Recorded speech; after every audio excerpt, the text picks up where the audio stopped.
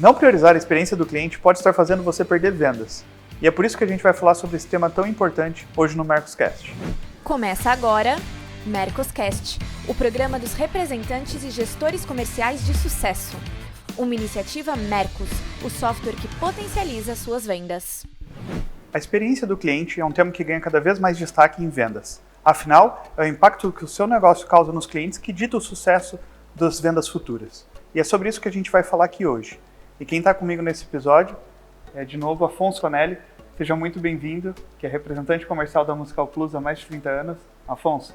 Olá, Celso. Olá, Caetano. Bom estar aqui com vocês. E também Marcelo Caetano, conselheiro empresarial, autor de livros de vendas e sócio da Venda Mais. Caetano, seja bem-vindo. Bom dia, bem-vindo, prazer falar com vocês. Hoje o assunto é super importante, né? A gente passou muito tempo olhando para o sucesso dos nossos negócios sem olhar para o sucesso dos clientes. Eu acho que a gente está exatamente nessa transformação e esse papo é bem interessante sobre isso. Ótimo. E Caetano, para a gente começar falando desse tema, quando a gente pensa na experiência do cliente, eu vejo muito as indústrias pensando na venda, na experiência de venda, como fazer um bom atendimento na venda. Eu queria entender do seu lado, você tem visto os gestores só se preocupar com isso ou também eles se preocupam com a jornada como um todo do cliente? Como que você vê esse tema nas indústrias de distribuição? Olha, a grande verdade é que as empresas ainda estão muito pouco preocupadas com o sucesso do cliente, focando muito pouco no sucesso do cliente. Salvo as empresas de tecnologia e as empresas de faturamento recorrente, né, que tem uma recorrência, que dependem diretamente do sucesso do cliente de uma maneira mais explícita, né? Então, por exemplo, se eu compro um software e eu não uso o software e eu não tenho satisfação com o software, eu cancelo a assinatura. O cancelar a assinatura faz com que fique muito mais óbvio o processo de o cliente não estar tendo sucesso e satisfação usando o meu produto, usando o meu serviço.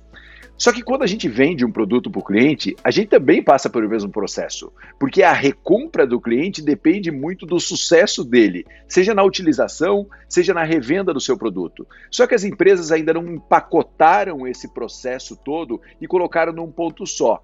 Que pacote é esse? O pacote é analisar a taxa de recompra do cliente, analisar a satisfação do cliente, analisar os resultados que o cliente obteve utilizando ou revendendo o nosso produto. A soma de todos esses indicadores para qualquer empresa é o sucesso do cliente. Só que as empresas ainda não empacotam isso muito bem. Elas ficam vendo quantos clientes compraram, ou algumas vezes quantos clientes recompraram, ou várias vezes quantos clientes recompraram, mas a coisa para aí. Não tem uma análise mais profunda do sucesso do cliente e do sucesso do seu relacionamento com o cliente. Então a minha percepção é que as empresas às vezes têm até os indicadores que poderiam dar esse insight para elas, mas elas não agruparam os indicadores de uma maneira satisfatória ainda, e isso as empresas de uma maneira geral deixam muito a dever.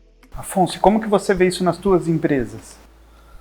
São pouquíssimas que, na realidade, isso está muito ligado à informação, né? A sellout, né? Eu vejo dessa forma, né? Eu acho que se a indústria ou representante comercial não gera, só gera a venda e não se preocupa com a venda do cliente, o sellout dele, ele não vai conseguir repor. E isso pouquíssimas empresas fazem, pouquíssimas empresas têm controles disso, né? Eu tenho uma empresa que eu represento que todo dia primeiro pede o sellout do cliente de todos os SKUs que ela trabalha. Qual que é a ideia disso? Primeiro é controlar se o cara está comprando sem precisar comprar. E que isso amanhã vai gerar o cara fritar produto. E principalmente ela acompanhar a venda de alguns clientes ou dos principais players para que ela possa fazer as compras futuras. Eu vejo como representante comercial, eu acho que o gestor teria não só ver isso, mas a minha experiência de venda, o meu sucesso de venda está todo ligado a acompanhar o que eu vendo e se essa mercadoria teve sucesso em venda na ponta. Eu entendo que o representante comercial, se fizer essa parte, e aí envolve outras coisas, né? Como é que a mercadoria está exposta, como é que ela foi anunciada, o preço que ela está sendo anunciada, tem uma série de coisas, treinamento para a equipe, Então, isso é um composto que envolve a experiência toda do cliente. Para mim, Eu, como representante, eu vejo que é um pacotaço que envolve a venda, né? E aí gerar um sucesso, uma experiência boa com o cliente com o meu produto, né? Tem a experiência da compra, né, Celso? Que aí envolve os seus canais, né? Talvez a gente vai falar disso aqui. Para oferecer uma boa experiência ao seu cliente, é necessário que você tenha dados de toda a jornada dele. E para isso o Mercos pode te ajudar. Acesse mercos.com/teste grátis e experimente o nosso sistema. Até tocando nesse assunto, né, o sellout que você comentou ali, essa preocupação, eu lembro de um caso seu, de uma venda para um magazine, que você como representante se preocupou de como aquela mercadoria está exposta, né, teclado e os instrumentos de corda, você fez um lugar próprio, um expositor próprio. Eu queria que você contasse um pouco dessa história, porque era um problema se eu não me engano, era um problema de tanto exposição, mas também de como caber essa mercadoria, que instrumentos musicais é um instrumento grande. Então acho que esse é um caso legal de experiência para contar aí, que é uma preocupação. Na realidade, a gente só conseguiu fazer a venda quando a gente resolveu o problema de como expor a mercadoria e como ela estaria exposta, e aí o cliente falou, eu só tenho 1 por 1. Você se vira para colocar em todas as minhas lojas 1 por 1, e a gente estava colocando a princípio 1 teclado e 3 violões, depois passaram a ser 2 teclados, 3 violões e 2 ukulelês. E nós tínhamos que fazer isso em 1 por 1, né? Na realidade, a hora que nós levamos o expositor para a loja, o cara falou, mas isso é 1 por 1? Nós vamos conseguir fazer isso? Então, eu acho que quando a gente resolve o problema do cliente, eu falo isso para minha equipe, entra na loja ou fala com o dono ou com o comprador e vê se tem alguma bucha primeiro. Se você resolver os problemas, vai ficar muito mais fácil você vender ou repor. Neste caso específico, eram 100 e poucas lojas, a gente tinha esse espaço para fazer. Nós, por conta própria nossa, nós não envolvemos as nossas 2 indústrias, eram 2 indústrias vendendo num único expositor, então a gente teve que compilar ideias, né? Ou seja, a gente levou para esse magazine uma ideia. A representação pôs na mesa deles lá um expositor que cabia 3 violões e 1 teclado, e depois a gente ampliou, e aí nós fomos vender. Então, isso virou case, porque hoje alguns outros representantes de outras regiões pegaram essa ideia do expositor e levaram para outros magazines, porque o problema de espaço não é só eu que tenho, não é só esse magazine que tem. Então, eu acho que aí sim é uma experiência legal de a gente mostrar de que a venda não é só sentar ali e falar, meu violão custa 100, eu vou te fazer mais barato. Mas aí, como é que você vai expor? Se ele está exposto, ele vai sofrer algum tipo de dano pelo tipo de exposição que ele está, né? O magazine, a pessoa está acostumada a vender eletro, está acostumada a vender outro tipo de produto. Como é que eu explico para ela como é que vender um teclado? Como é que eu ligo? Ela não sabe nem ligar praticamente o teclado. E essas coisas a gente fez realmente um case legal e foi um sucesso, graças a Deus. Eu acho bem interessante porque é um case de um representante, porque se fosse uma indústria sua separada, né, é uma indústria que vende teclado, a outra indústria que vende violão. E você, como representante, falou, putz, eu acho que eu consigo unir as duas, consigo entrar já com um mix diferente nesse magazine e fazer isso, né, ser viável, né? Você não ficou esperando a indústria, não falou, não dá porque o instrumento é muito grande. O legal é que você uniu 2 coisas e conseguiu fazer. Parabéns, acho que é um bom case ali de experiência do cliente. E quando a gente fala também de... quer complementar, Caetano? Pode ficar à vontade. Celso, eu acho bem bacana isso que o Afonso está falando. Na minha visão é a seguinte, primeira coisa é medir o comportamento da ação em todos os movimentos. Então, por exemplo, assim, cara, eu prospecto o cliente, eu tenho um funil de prospecção de cliente, eu consigo uma taxa de conversão de novos clientes de X. Por que eu não consegui converter alguns clientes? Eu preciso entender por que isso aconteceu para que eu consiga aprimorar esse indicador de performance. Isso significa que eu estou monitorando, como o Afonso falou aí, para a entrada de um cliente, por que eu estou com uma taxa de conversão baixa e em qual ponto a minha relação com esse cliente ela rompe e eu não consigo fazer a conversão. É claro que dá para você pegar isso antes. Por que o cliente nem entra no meu funil? Mas aí eu acho que aí é um pouco longe demais aqui na conversa, vai ficar muito complexo. O segundo ponto é por que o cliente interrompe o ciclo nosso e entender o motivo de interrupção. Então, assim, o cara parou de comprar de mim. Eu preciso entender por que ele parou, porque em algum momento o processo de satisfação do cliente e a relação com o cliente, ela deteriorou naquele ponto. Isso algumas empresas fazem. Entender o motivo que os clientes compram da nossa empresa e monitorar o índice de satisfação do cliente também é algo super importante como indicador de performance para falar, cara, as coisas estão indo bem ou as coisas estão indo mal. Então o que eu vejo é que em toda etapa do seu relacionamento com o cliente, até antes mesmo dele ser cliente da sua empresa, é importante você entender o indicador e medir a satisfação. Estou falando isso porque muitas vezes as empresas falam bem assim, pô, por onde que eu começo esse negócio, né? Por onde eu vou? Começo, é legal, eu entendi a jornada inteira do cliente, a satisfação do cliente, mas por onde eu começo esse processo? Então eu começo sempre identificando distorções, porque isso é super importante. A Venda Mais, lá atrás, quando a gente vivia quase só de revista, a gente falava uma coisa muito bacana, assim, os clientes eram sempre muito satisfeitos com a revista, mas tinha um grupo X de clientes que não renovava a assinatura. Tinha um churn, uma perda de clientes que não renovavam a assinatura. Então você fala, pô, legal, o meu índice de satisfação do cliente é maior do que o número de clientes que renovam a minha assinatura.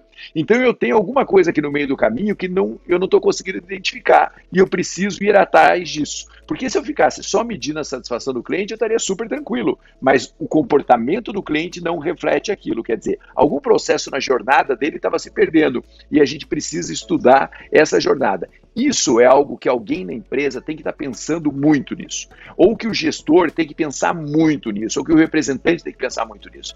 A verdade é que a gente para pouco para pensar nesse processo e analisar esse processo. E aí ele fica todo meio caótico. Então eu acho muito importante agrupar esses indicadores dentro de um único cesto de indicadores e começar de verdade a organizar esse processo de sucesso do cliente. Legal, e eu acho que esse processo, né, Caetano, que você comentou de medir cada uma das etapas, ver onde está o gargalo, e daí ir para os clientes e tentar entender, né, perguntar e investigar, depois que você tem um indicador, investigar pontualmente o que está acontecendo, por que não está realizando aquela conversão, aquela venda naquele momento, ou por que não está realizando a recompra. Acho que isso é bem interessante. Isso a gente está falando, né, acho que a gente entrou num tema aqui de jornada do cliente realmente, de olhar toda a etapa do cliente na tua empresa e ver onde está sendo esse gargalo, né, como você falou, para a gente poder melhorar. Você falando disso me lembrou um outro case aqui que eu acho que hoje já é mais comum a gente ver isso, mas acho que é legal frisar que era uma indústria, agora não lembro certinho qual que era o produto que ela vendia, mas ela não se preocupava muito ela vendia aquele produto em X quantidades e ela entregava para o varejista, né? Mas o varejista hoje vende online, né? Boa parte está vendendo online. E ela vendia esses produtos de uma forma que o varejista tinha que receber esse produto, encaixotar novamente e vender de novo pro online. Depois que ela mudou esse produto para falar o seguinte, não, já vai vir pronto, você não precisa nem abrir, você vai pegar uma caixa que vai ter N caixas dentro e poder despachar. E ela começou a usar isso como marketing dela pros varejistas. Isso diminui custo, né, pro varejista. É uma experiência que, é um trabalho grande que é revender aquela questão. Então, você tem que pensar muito nisso. Eu acho que hoje em dia a experiência não é só na tua entrega pro varejista, né? Mas como aquele varejista vai fazer a entrega daquilo no correio? Que tamanho de caixa ele vai conseguir colocar aquilo? Então, você conseguir pensar em todo esse processo também te ajuda a fazer a venda, a fazer uma reposição, a fazer um sell-out, né? Então esse é um que eu lembrei. Isso, viu, Celso? Isso aí está diretamente ligado à gestão de compras da indústria, né? Se eu tenho esse caso aí, eu tenho uma gama boa de clientes que só trabalham com a web ou são híbridos, né? Com um volume grande na internet. E nós temos um problema gravíssimo de tamanho de... Um violão não tem nada de uniforme para ser despachado, né? E uma bateria também. E isso, a gestão de compra, na hora de comprar do fornecedor da China, da Ásia, da Europa ou dos Estados Unidos, ele muitas vezes não se preocupa com a embalagem que virá. Se virar em 2 embalagens. Isso aí é um pecado, entende? E isso passou a ser consultado pela gente e a gente passou a fazer essa proatividade de falar, não me traz bateria em 2 embalagens, procura trazer numa embalagem só. Ou qual modelo que pode ser numa embalagem só. O violão tem que ser num papelão um pouquinho mais grosso. Então, eu acho que isso muda totalmente, faz com que, eu não acho nem só a experiência boa do cliente, mas faz como que o cliente escolha teu produto, né? A facilidade que ele tem de redespacho, né? Dele vender, traz ele para você. Ótimo. E quando a gente fala, até aproveitando, a gente está falando muito da jornada do cliente, da indústria, né, para o varejista e do varejista vendendo esse produto depois. Mas vocês veem esse comportamento da experiência do cliente, de como a indústria também pode impactar já diretamente o consumidor final? Vocês têm exemplos de cases que vocês falam assim, putz, também eu penso na experiência do cliente, mas também penso da experiência do meu consumidor final, não só do varejista. Como que vocês veem isso no dia a dia de vocês? Olha, Celso, esse é um processo muito cultural nas empresas, sabe? Na verdade, assim, muito cultural e as empresas não fazem isso. A verdade é essa, né? Eu lembro que há muitos anos eu ouvia que a Nestlé colocava os seus diretores nas comunidades, né? Para ver como é que as pessoas usavam seus produtos, porque eles achavam que os produtos Nestlé só eram usados por classe A, B, e de repente lá numa comunidade estava sendo usado o produto da Nestlé, e eles colocavam os diretores lá dentro para ver esse produto, quem consumia, quem era essa pessoa, e eles tagueavam essa pessoa na saída do mercado, feita pela equipe de merchandising da Nestlé, e falava, cara, esse cliente aqui, pega o contato do cliente e vai lá ver como é que ele está utilizando o produto. Isso essa tecnologia toda. Hoje eu tenho visto muitas empresas fazendo promoções e campanhas para identificar o cliente final, muito via tecnologia, né? Escaneia isso daqui, manda pra gente, participa da promoção, escaneia isso daqui, manda pra gente, faz uma reclamação, faz seu comentário, participa da campanha. Cada vez mais as empresas tentando chegar lá no cliente. E eu acho que hoje o que a gente vive, para mim, de mais insano, não sei se a gente já falou isso aqui, mas é a história da Ambev passar com um caminhão de cerveja na frente da casa das pessoas e entregar para as pessoas que fizeram compra diretamente, né? Isso está acontecendo já em grandes cidades do Brasil, o caminhão da Ambev passando na frente da casa e entregando o produto direto para o cliente final. Ou seja, há uma tentativa de conexão direta com o cliente final, seja para entender o modelo de uso dele do produto, seja para entender a satisfação desse cliente, seja para entender quem é esse cliente, ou seja para você vender diretamente para esse cliente. Os canais, eles estão muito permeáveis, né? Tá tudo muito permeável. Então eu estou vendo as empresas fazendo um movimento super forte dessa aproximação do cliente final. Eu acho muito importante isso, Celso, porque se a gente não sabe como o cliente de verdade está usando o nosso produto, a gente está muito distante da realidade dele, né? A gente precisa colocar isso na cultura da nossa empresa e a gente precisa entender a satisfação desse cara, porque é a satisfação dele que vai fazer a recompra, que vai fazer todo o processo acontecer lá na indústria. Mas poucas indústrias de verdade fazem isso. Poucas indústrias têm essa sua cultura. Se você falar para uma empresa, falar assim, cara, vamos parar os gerentes regionais um dia para ir na casa de um cliente e comprou o nosso produto. O cara acha que ele está perdendo tempo, mas na verdade ele está entendendo o que está acontecendo com o consumidor final, ele está ouvindo visões do consumidor final. E nem o marketing faz isso muito, Celso. Se você pegar o marketing das empresas, ele está o marketing, ainda mais agora com esse fenômeno digital cada vez mais forte, ele está muito distante lá do consumidor no que tange a experiência de consumo do consumidor.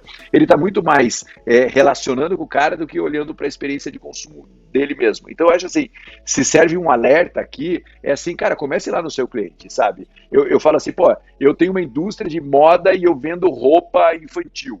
Cara, qual foi a última vez que você, gerente de loja, gerente da indústria, passou um dia dentro de um cliente, dentro de uma loja, observando quem é o cliente que compra a sua marca e entenderam por que ele compra a sua marca? Porque às vezes a gente quer criar indicadores de performance, mas a gente de verdade não está preocupado com isso. E aí fica muito mais difícil de criar. Ou seja, você pode pegar 2022 e transformar o ano que a sua empresa vai entender o seu cliente a fundo, ou você pode simplesmente ficar criando cesta de indicador de performance que já vai ajudar pra caramba, mas não está direcionando a sua empresa de verdade para o contato com o cliente, para o entendimento do cliente, para o relacionamento com o cliente. É que às vezes a gente também tem que... Todas as informações são importantes, mas o qualitativo de você estar ali observando também é uma questão importante, né? Não estou falando que a gente não deve olhar indicadores, muito pelo contrário, a gente defende isso e a gente usa muito isso no dia a dia. Mas você também não pode abandonar o qualitativo de estar lá observando como que o teu cliente está, qual que é a satisfação, como que qual está sendo o impacto, né, no rosto dele, na fisionomia dele quando ele vê aquele teu produto. Então acho que são coisas assim que a gente vê que às vezes precisa desses pontos de contato. Então criar mais pontos de contato entre a indústria e o consumidor final, né, e trazer você ter essa visibilidade e também trazer uma boa experiência.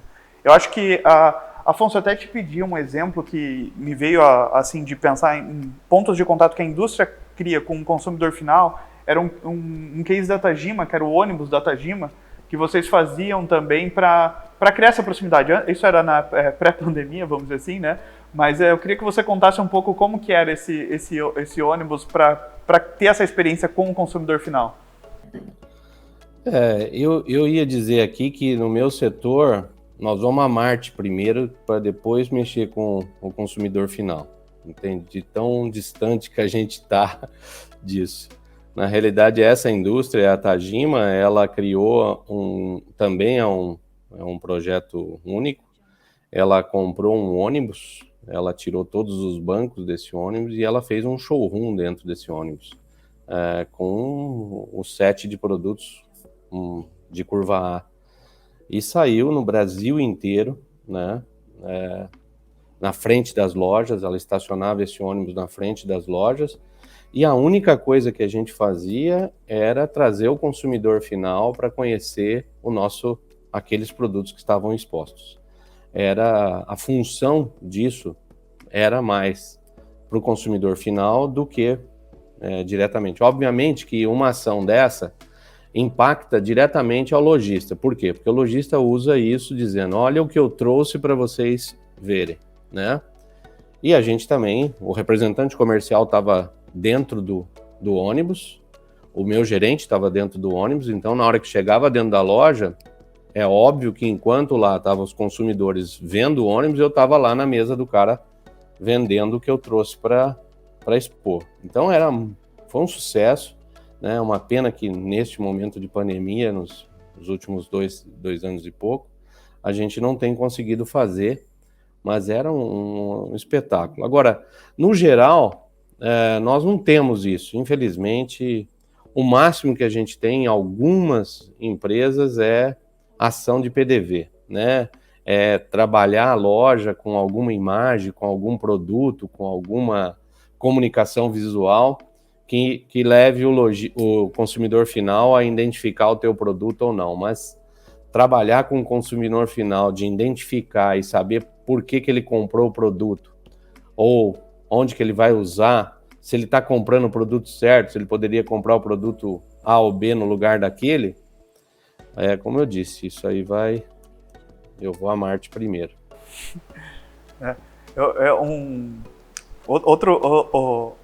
Outro case que me veio de exemplo, assim, falando de como impactar o consumidor final, foi um que eu vi na pandemia também, que era referente a McCain, né? Que ela falou assim, a McCain é a batata frita que vai chegar boa para você que pedir no delivery.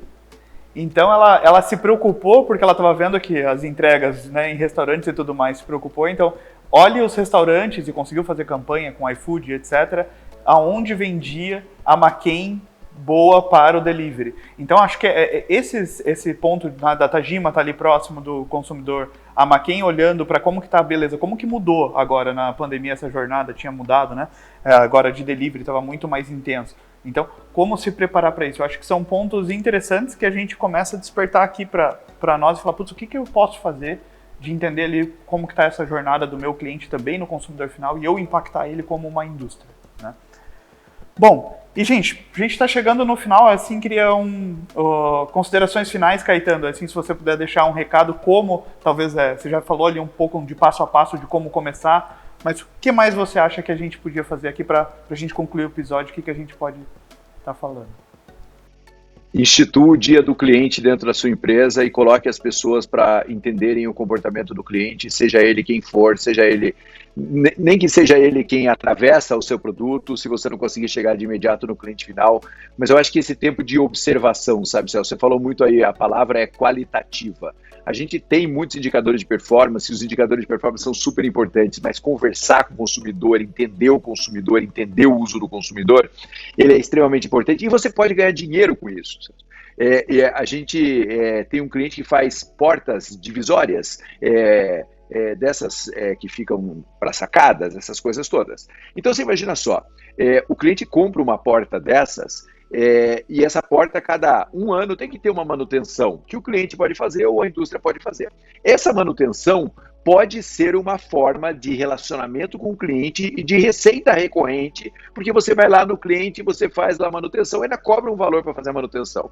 Instituir isso dentro da empresa é um trabalho enorme, porque parece que você está atrapalhando o processo comercial. Então veja, uma ação que te aproxima do cliente, que faz a manutenção do seu produto, que permite que você veja o seu produto lá e converse com o cliente, que pode dar lucro, é visto como algo muito difícil de ser implementado numa empresa. Ou seja, estamos muito distantes ainda de olhar para o cliente com uma atenção especial.